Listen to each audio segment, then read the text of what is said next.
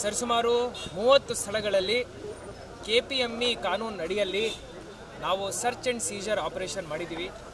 ಇದು ಯಾಕೆ ಮಾಡಿದ್ದೀವಿ ಅಂದರೆ ಡರ್ಮಟಾಲಜಿಕಲ್ ಅಸೋಸಿಯೇಷನ್ ಬೆಳಗಾವಿ ಚಾಪ್ಟರಿಂದ ಹಾಗೂ ವಿವಿಧ ವೈದ್ಯರಿಂದ ದೂರುಗಳು ಬಂದಿದ್ದಾವೆ. ಏನಂತ, ಸಣ್ಣ ಸಣ್ಣ ಅಂಗಡಿಗಳಲ್ಲಿ ಡರ್ಮಟಾಲಜಿಕಲ್ ಟ್ರೀಟ್ಮೆಂಟ್ ಕೊಡ್ತೀವಂತ ಬೋರ್ಡ್ ಹಾಕ್ಕೊಂಡು ಮೆಡಿಕಲ್ ಪ್ರೊಸೀಜರ್ಸ್ ಮಾಡ್ತಾ ಇದ್ದಾರೆ. ಉದಾಹರಣೆಗೆ plasma therapy, hair transplant surgery ಹಾಗೂ ಲೇಸರ್ ಟ್ರೀಟ್ಮೆಂಟ್ ಮಾಡ್ತಾ ಇದ್ದಾರೆ ಅಂತ ಹೇಳಿ ದೂರು ಬಂತು. ಇದನ್ನು ನಾವು ಪ್ರಿಲಿಮಿನರಿ ಒಂದು ರಿಪೋರ್ಟ್ ತರಿಸ್ಕೊಂಡು ಎಲ್ಲ ಸ್ಥಳಗಳಲ್ಲಿ ಹೋಗಿ ಪರಿಶೀಲನೆ ಮಾಡಿ ಸರ್ಚ್ ಆ್ಯಂಡ್ ಸೀಸರ್ ಆರ್ಡರ್ವನ್ನು DC ಅವ್ರ ಮುಖಾಂತರ ಇಶ್ಯೂ ಮಾಡಿಸಿ ನಾವು ಈ ಸರಿಸುಮಾರು 30 ತಂಡಗಳಿಂದ ಈ ಸರ್ಚ್ ಆ್ಯಂಡ್ ಸೀಜರ್ ಆಪರೇಷನನ್ನು ಮಾಡಿದ್ದೀವಿ. ಇಲ್ಲಿ ಏನೇನು ಎವಿಡೆನ್ಸ್ ಸಿಗ್ತವೆ ಅದನ್ನು ನಾವು KPME ಅಡಿಯಲ್ಲಿ ಏನು ಕೋರ್ಟ್ ಇರುತ್ತೆ ನನ್ನ ಅಧ್ಯಕ್ಷತೆಯಲ್ಲಿ ಅದರಲ್ಲಿ ನಾವು ತೀರ್ಮಾನ ತಗೊಳ್ತೀವಿ.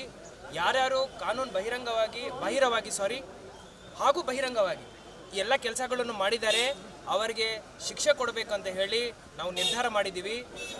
ಅಮಾಯಕ ಜನರು ಅವರ ಪ್ರಾಣವನ್ನು ಈ ಥರ ನಾವು ಡೇಂಜರಲ್ಲಿ ಇಡಲಿಕ್ಕೆ ಆಗಲ್ಲ. ಸೊ ಅದರಿಂದ ಈ ಕ್ರಮವನ್ನು ವಹಿಸಿದ್ದೀವಿ. ಬ್ಯೂಟಿ ಪಾರ್ಲರ್ ಹೆಸರುಗಳಲ್ಲಿ ನಡೀತಾ ಇದ್ವಾ? ಬ್ಯೂಟಿ ಪಾರ್ಲರ್ ಇರ್ಬೋದು, ನಾವು ಡರ್ಮಟಾಲಜಿಕಲ್ ಥೆರಪಿ ಕೊಡ್ತೀವಿ ಅಂತ ಹೇಳ್ಬೋದು. ಈ ಥರ ಇನ್ಸ್ಟಿಟ್ಯೂಷನ್ಸ್ಗೆ ಅವರು ಹೇರ್ ಕಟ್ಟಿಂಗ್ ಮೇಕಪ್ ಮಾಡ್ಬೋದು ಬಿಟ್ಟರೆ ಈ ಥರ ದೊಡ್ಡ ದೊಡ್ಡ ಸರ್ಜರೀಸ್ ಮಾಡಲಿಕ್ಕೆ ಪರ್ಮಿಷನ್ ಕೊಡಲ್ಲ. ಯೂಟ್ಯೂಬಲ್ಲಿನೂ ನೀವು ನೋಡ್ತಾ ಇರ್ಬೋದು, ಈ ಥರ ಆಗಿ ಇನ್ಫೆಕ್ಷನ್ಸ್ ಆಗಿ ಎಷ್ಟೋ ಜನರು ತೀರ್ಕೊಳ್ತಾ ಇದ್ದಾರೆ. ಸೊ ಆ ರೀತಿಯ ಕೆಲಸ ನಮ್ಮ ಜಿಲ್ಲೆಯಲ್ಲಿ ಆಗಬಾರ್ದಂತ ಹೇಳಿ ಆ ದೃಷ್ಟಿಯಿಂದ ಬಹಳ ನಾವು ಒಂದು ನಿರ್ಧಾರ ತಗೊಂಡಿದ್ವಿ. ಈ ನಿರ್ಧಾರಕ್ಕೆ ಬದ್ಧರಾಗಿ ನಾವು ಇರ್ತೀವಿ. ಸರ್ ಇನ್ನೊಂದು ಕ್ವಶನ್, ಸಾರ್ವಜನಿಕರಾಗಲಿ ರೈತರು ದೂರು ಕೊಟ್ಟಿದ್ದಾರೆ, ಇಲಾಖೆ ಅವ್ರು ಏನು ಮಾಡ್ತಿದ್ದಾರೆ, ತಾವು ಸಲಹೆ ಕೊಟ್ಟಿದ್ದಾರೆ ಯಾವುದರ ಬಗ್ಗೆ?